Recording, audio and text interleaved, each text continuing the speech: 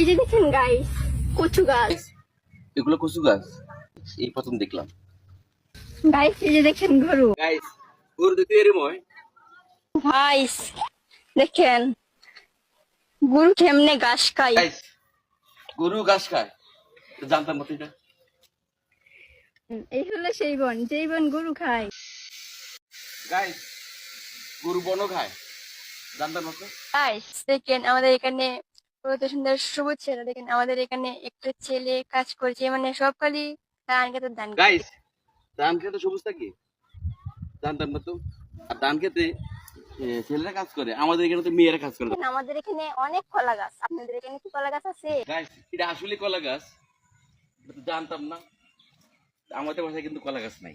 কাঁঠাল গাছে কাঁঠাল ধরে, আম গাছে আম। গাইস আমরা জানতাম আম গাছে কাঁঠাল ধরে, কাঁঠাল গাছে আম ধরে।